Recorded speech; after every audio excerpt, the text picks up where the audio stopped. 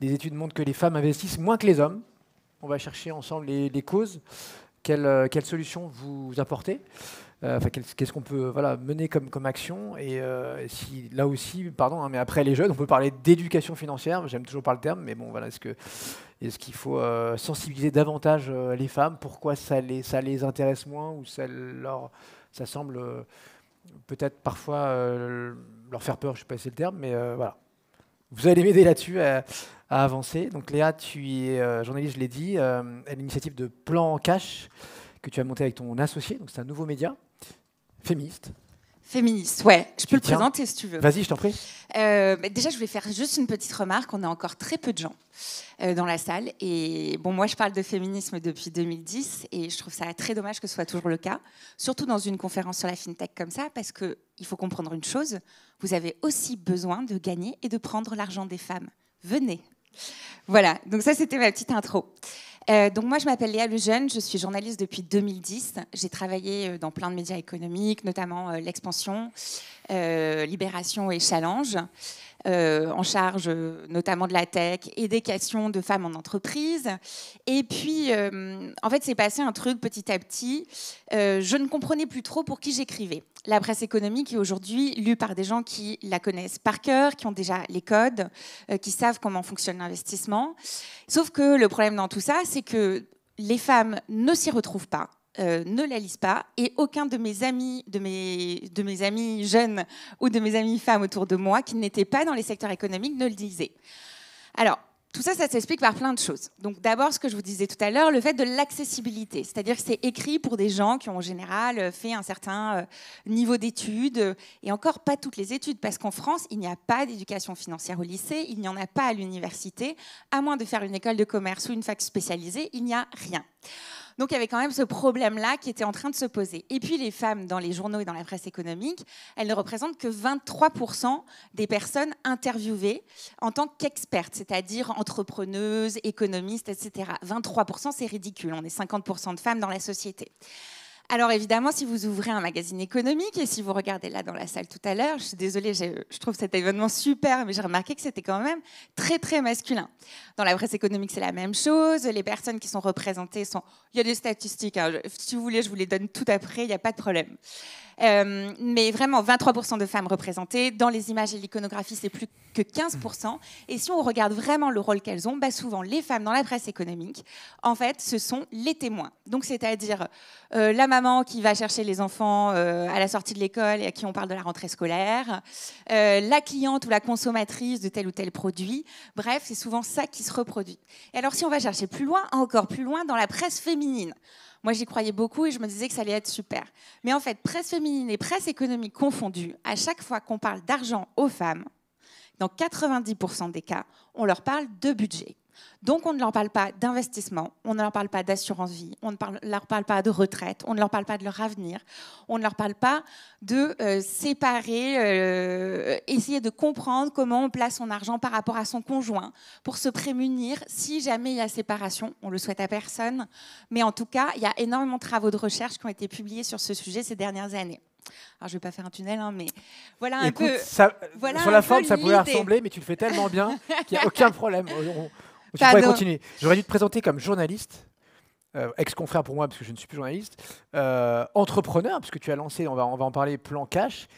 Et il y a quand même un côté militant, mais que tu assumes. Et moi, en tout cas, je trouve ça très bien, parce qu'il y a un gap à combler, donc allons-y. Et voilà, moi, j'ai un problème. Pas un problème avec les femmes, mais tu vois, j'ai un podcast depuis une grosse année et il y a, je crois qu'il n'y a même pas 15% de femmes qui m'écoutent. Donc pour moi, c'est une catastrophe. Je pourrais dire, bon, je m'en fous. Donc un podcast qui s'appelle Tech 45, où j'ai une entrepreneur par semaine. Alors c'est vrai que j'ai beaucoup moins de femmes, et pourtant j'essaie, parce qu'elles ont moins encore émergé, parce qu'elles sont moins disponibles, parce qu'elles me disent, super idée, mais rappelle-moi dans 6 mois, parce que j'aurai un truc plus intéressant à dire. En fait, tu vois, il y a toujours plein de raisons. Mais sache que voilà, les hommes aussi, une partie, sont convaincus qu'il y a un truc à faire, quoi. Là, on parle que de l'investissement, mais c'est bien plus large. Oui, mais... On finit quand même juste le tour de table avec Marion. Donc Marion, merci. Donc je tenais à te remercier parce que tu ne savais pas ce matin à 9h que tu serais avec nous. puisque voilà, on devait avoir quelqu'un dodo qui a eu un gros empêchement, et donc on est ravi que tu puisses la remplacer. Donc tu es la Chief Product Officer d'Epsor, qui est un nouvel acteur sur l'épargne salariale. Et d'un mot avant de rentrer, de soulever le capot, là, mais pareil, c'est un sujet que vous avez pris à bras le corps, de savoir comment on parle aux femmes, comment on développe, on design des produits faits aussi pour les femmes, qui vont leur parler, où elles vont dire ok, ça j'appuie, banco, on y va, je mets 5 000, 10 000, 50 000 euros là-dessus. C'est ça. Peut-être un mot sur Epsor. Vas-y, je t'en prie, ouais. C'est l'épargne des salariés. Donc en fait, ce qu'on vend, on vend un produit au DRH, qui est au DRH de toutes les entreprises, qui est une application web et mobile qui permet aux salariés de leur entreprise de gérer leur épargne d'entreprise. Donc de l'intéressement, de la participation, tous ces mots un petit peu compliqués. Donc c'est du B2B2C. Toi, tu traites avec les boîtes qui elles-mêmes mettent ça en place pour leurs collaborateurs. Et du coup, il se trouve que notre promesse à nous, pourquoi Epsor a été créé, c'est que l'épargne salariale, c'est à la base un domaine qu'on a considéré comme assez opaque, qui est assez technique, mal compris des salariés. Et du coup, le cœur de notre promesse, c'est justement de rendre ça simple et de rendre l'investissement accessible à tous. Pourquoi c'est opaque? C'était une rente, on l'a tous plus ou moins utilisé, etc. C'est vrai que moi je ne citerai pas de nom, mais l'expérience utilisateur que j'ai eue pendant des années, une catastrophe, quoi. C'est nullissime. Merci, ça nous... Non, mais sérieusement, t'as un boulevard devant toi, là. Il y a plein de raisons qui expliquent pourquoi. Peut-être que le produit, à la base, avait été construit par des experts. C'est un produit qui se base sur... qui est assez juridique à la base. Très réglementé. Très réglementé. Donc tous les mots des textes juridiques ont été retransposés directement dans le produit. Je pense que c'était un produit ancien. Il y a plein de raisons. Mais du coup, nous, on a vraiment pris le parti opposé de dire c'est pas normal qu'un avantage salarié sur lequel les entreprises mettent autant d'argent soit un truc aussi peu accessible du plus grand nombre. Et c'est pour ça en fait que les femmes sont au cœur de notre promesse, c'est que comme le but c'est de donner confiance aux personnes qui en manquent quand aujourd'hui elles placent de l'argent, en fait il se trouve que les femmes sont au cœur de cette cible-là puisqu'elles sont surreprésentées dans ce groupe de personnes qui ne se sentent pas légitimes quand elles placent de l'argent. La boîte a 4 ans et vous avez déjà des milliers de clients, ça fonctionne très bien. C'est ça. Super. Léa, donc plan cash. Comment t'es venue, l'idée, on a compris la genèse dans tes médias mainstream d'avant, Challenge, l'Express, Co. Et donc c'est quoi ta promesse là, avec Plan Cash? C'est destiné à qui et qu'est-ce que tu racontes toutes les semaines, c'est ça alors, Plan Cash, c'est 3 choses. La première chose, c'est une newsletter. Donc, c'est une newsletter qui sort toutes les semaines maintenant, effectivement, qui est suivie par 11 000 abonnés. Bravo. Merci beaucoup. Depuis décembre, c'est vrai que ça va vite. L'idée, c'est vraiment de donner des conseils qui permettent d'aider à investir et qui donnent le maximum d'informations. On utilise du vocabulaire très grand public. À chaque fois que j'utilise un mot de jargon, je le réexplique à côté ou je fais une métaphore, une comparaison. Je fais beaucoup de blagues aussi parce que souvent l'économie peut paraître austère. Donc c'est une manière de raconter les choses différemment. L'argent, c'est sérieux, mais c'est pas grave, quoi. L'argent, c'est sérieux, mais c'est pas grave. Normalement, c'est pas grave. Tu parlais tout à l'heure des différences des femmes et des hommes. Alors, il y a 2 différences principales. C'est que les femmes sont plus averses au risque que les hommes. C'est encore le cas. C'est ce que disent les études en économie comportementale, notamment de l'université d'Harvard. Donc ça, c'est la première chose. Et puis... Pardon, je ne sais plus où j'en étais. Et puis, il y a vraiment cette idée qu'il faut leur faire comprendre, les aider, les accompagner, les prendre par la main, les rendre légitimes. Et Marion parlait tout à l'heure de l'expérience utilisateur. C'est quelque chose qui est très important dans les startups. Chez nous, ça va être dans la façon dont c'est présenté, aussi dans le design, etc. Donc, en plus de la newsletter, où il y a aussi une recensée d'actu, des mots de l'économie, énormément de liens et d'événements auxquels les gens peuvent participer, on a créé un compte Instagram. Ok, c'est pas hyper spontané comme idée de parler sur Instagram d'économie. En fait, ça marche très bien. On a 44 000 abonnés en 10 mois. Et on continue comme ça. On fait notamment des portraits de femmes qu'on appelle « Ceci est une investisseuse », où on aide des femmes, où on demande à des femmes de nous raconter où elles ont investi, combien elles gagnent, pour essayer de participer au lever le tabou sur l'argent et puis aussi de dire à plein d'autres femmes qui sont très différentes, qui viennent de milieux sociaux différents, d'origines ethniques différentes, en fait, tu peux te reconnaître. L'investisseuse, c'est plus l'image qu'on avait avant, c'est-à-dire un monsieur très sérieux avec un costard-cravate qui a fait les bonnes écoles. Aujourd'hui, c'est abordable pour tout le monde et c'est ce que montrent toutes les jeunes fintech ici aussi. On parle tout le temps de rôle modèle, limite, oui, il en faut, mais on ne va pas les attendre, ou il n'y en a pas assez. on va nous permettre, tu vas permettre aux femmes, jeunes, moins jeunes, de s'identifier à n'importe qui en fait.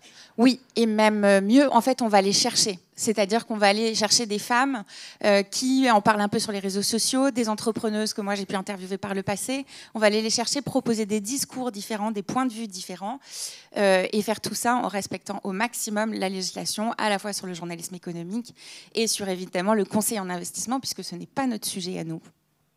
Marion, donc chez Epsor, là, comment vous gérez cette diversité, à commencer par la mixité? Comment tu as pensé différemment les produits qui sont généralement designés par des hommes, parce que c'est une start-up, parce que c'est la tech, etc. Ouais, on a 3 axes, nous, un petit peu sur ce sujet. Le premier, c'est déjà de mesurer pour comprendre comment les femmes utilisent notre produit par rapport aux hommes. Et tout à l'heure, on parlait par exemple de l'aversion au risque. Nous, on le voit clairement quand on pose une question qui est posée à tous les salariés qui s'inscrivent chez nous. Quel est votre niveau comment estimez-vous votre niveau de connaissance financière? On a 3 fois plus d'hommes qui répondent qu'ils ont l'impression qu'ils maîtrisent bien le sujet, et même 5 fois plus d'hommes qui disent la finance n'a pas de secret pour moi. Et en fait, après, quand on fait un quiz pour vérifier les hommes sont très bons ou ils sont très confiants alors? Alors justement, les deux. Super. Les deux, mais surtout ils sont très confiants puisqu'ils surestiment en fait, plus que les femmes ont ça, sous-estimé leur capacité, leur connaissance financière. Très clair. Et sur l'aversion au risque, donc ça c'est les connaissances financières. Sur l'aversion au risque, on voit aussi que que les hommes sont 3 fois plus nombreux là aussi à choisir des niveaux de risque élevés et donc concrètement à aller suivre des conseils d'investissement plus risqués. Et en fait, le problème pour nous de ça, c'est que derrière, ça va avoir un impact sur la performance et donc sur leur épargne à long terme et finalement leur santé financière, puisque les femmes, en ayant cette aversion au risque, ne bénéficient pas autant que les hommes de la montée des marchés, de la hausse des marchés. Plus de millionnaires chez les hommes et plus de ruinés millionnaires, aussi. Oui, si je caricature. Un petit peu caricaturé, mais oui. En tout cas, ça va avoir un impact. Donc ça, c'est le premier axe, c'est comprendre. Donc on fait beaucoup d'études, de recherches, on regarde... on a beaucoup de données en fait, sur les utilisateurs pour comprendre comment ils l'utilisent, juste pour comprendre le problème. Ensuite, on a un axe qui est la diversité, donc c'est travailler sur qui conçoit le produit. Donc ça veut dire qu'on doit travailler sur le recrutement de nos équipes en interne. Et ça, c'est le challenge le plus important, puisque au produit, à la tech et au design, dans l'univers de la tech, et en particulier des fintech, il faut vraiment se bouger pour aller trouver des femmes. Il faut vraiment faire des efforts conscients pour avoir, si ce n'est autant, mais au moins un maximum de femmes dans les équipes. Et l'autre axe sur la partie diversité, c'est aussi le fait de faire participer des utilisatrices dans la conception du produit. Puisque nous, on fait énormément de tests utilisateurs, d'interviews, et en fait, spontanément, on a beaucoup plus d'hommes qui s'inscrivent à ça. Donc on est obligé en fait d'aller, par exemple, rémunérer davantage les utilisatrices pour qu'elles viennent plus en test, ou en tout cas s'assurer qu'on a une parité à chaque fois qu'on organise ce genre de choses. Sinon, tu vas être biaisé exactement. Dès le départ. Sinon, on continue à reproduire le biais. Ouais, et le dernier axe pour nous, c'est l'inclusion. Et ça veut dire qu'à chaque moment de la conception du produit, on doit se poser la question, est-ce qu'il inclut tout le monde? Donc là, ce n'est pas que la question des femmes, c'est en général, est-ce qu'il inclut tout le monde? Donc on parlait de la représentation. Pour nous, ça se traduit par le fait de dire que dans les équipes qui sont au contact des utilisatrices et des utilisateurs, on doit avoir autant de femmes que d'hommes. Donc les conseillères en investissement, le support, mettre en avant aussi les gérantes des fonds qu'on propose pour en fait arrêter de montrer que des hommes dans ce type de métier. Et l'inclusion, c'est aussi, on parlait de charte graphique tout à l'heure, on a revu toute notre identité visuelle justement pour qu'elle inclue tout le monde. Les wordings, la manière dont on parle, avoir un vocabulaire accessible, faire en sorte que les mots ou même les accords, en fait, sans utiliser forcément le point médian, mais en tout cas avoir au moins des accords et des choses qui font qu'on ne se sent pas exclu quand on est une femme. Voilà un petit peu les axes sur lesquels on travaille. Tu m'autorises à rebondir? Mais tu rigoles, oui. Alors effectivement, nous on l'avait remarqué sur Epsor, notamment la charte graphique, parce que souvent dans les fintech, quand on débarque sur les sites internet, en fait, on va retrouver toujours le même bleu, un peu bleu marine, un peu austère, avec toujours un peu les mêmes mots, pas beaucoup d'aération, pas de photos, et surtout c'est comme ça que ça fait bien sérieux. En fait, quand on s'y connaît peu, ça fait aussi mais c'est pas pour moi en fait. Il y a quelque chose qui peut paraître rebutant là-dessus. Et je vais prendre un autre exemple d'expérience utilisateur sur une application que moi j'adore en tant qu'investisseuse, mais voilà, qu'on a eu l'occasion de rencontrer très récemment. Mais je ne vais pas donner le nom, parce qu'en fait, j'en ai même pas besoin. Donc c'est une start-up qui a été cofondée par 4 hommes, 4 jeunes hommes de la trentaine, extrêmement compétents, mais qui n'ont pas vu déjà le souci que pouvait être une équipe non mixte, qui ont fondé un super produit et levé plusieurs millions d'argent. Ils ont donc commencé à recruter des équipes pour grossir. Ils sont là, je crois, un peu plus d'une 50aine, peut-être une 60aine. Ils ont recruté une femme. Donc aujourd'hui, c'est une start-up, presque bientôt, enfin une très grosse start-up, avec des millions et donc une seule femme. Et donc on leur a parlé, ils nous ont dit ah ce serait super qu'on puisse discuter ensemble de comment on peut faire, qu'est-ce que vous pouvez faire Plan Cash pour nous aider. C'est vrai que nous on fait des petites séances comme ça avec les fondateurs ou les équipes marketing pour les aider à repérer les biais. Et ils nous ont dit, ah ben nous, ce qu'on a prévu, c'est qu'en fait, on a prévu un onboarding différent pour les hommes et pour les femmes, et puis c'est en blanc et rose. Bon, alors là, comment dire ? Bon, c'est super les gars que vous commenciez à vous intéresser, mais pour l'instant, vous n'avez pas pris le bon chemin, et je pense que cet exemple-là, il peut toucher énormément de startups, quoi. Et puis vraiment, on est dans une société en ce moment, et tu l'as dit aussi Marion, où les inégalités hommes-femmes commencent à se résorber un petit peu plus. On était à 9% selon les chiffres du gouvernement d'il y a 3 ans. Aujourd'hui, il y a certaines statistiques qui montrent qu'on est plutôt autour de 2,5-3%. Nous, on aide les femmes à demander des augmentations. Tout ça, c'est de l'argent. Tout ça, c'est de l'argent quelque part que à la fois les médias économiques et les entreprises doivent aussi aller chercher dans une démarche d'empowerment, d'indépendance économique, de liberté financière. Et donc, toi, tu dis on ne donne pas de conseils d'investissement. Mais bon, que je te lise, que j'ai 50 ou 10 000 euros à placer, qu'est-ce que je vais apprendre en lisant Plan Cash? Nous, on ne peut pas faire ça. Mais déjà, merci parce que ça me donne la possibilité d'expliquer que en fait, la semaine prochaine, nous annonçons nos premiers partenariats avec des conseils en investissement. On va lancer la hotline Plan Cash. Ce sera même plus que des conseillères en patrimoine, ce sera des conseillères en matrimoine. Elles auront le même diplôme que les autres, mais c'est pour faire comprendre que la nomination aussi permet de dédramatiser et de s'amuser un peu sur les choses. Des CGM Des CGM, voilà, wow. Exactement. Vous l'aurez entendu ici. Hein. Voilà, oui, c'est un scoop total. Super. Non, nous, ce qu'on va faire, c'est qu'en fait, on va vraiment expliquer l'assurance vie, c'est quoi la différence avec une assurance décès, par exemple. Il y a plein de gens qui ne vont pas à la différence. J'ai commencé à investir en bourse et depuis 1 an, c'est le crash boursier. Je perds de l'argent tout le temps. Qu'est-ce que je fais ? Je retire tout maintenant. C'est peut-être pas la meilleure des idées.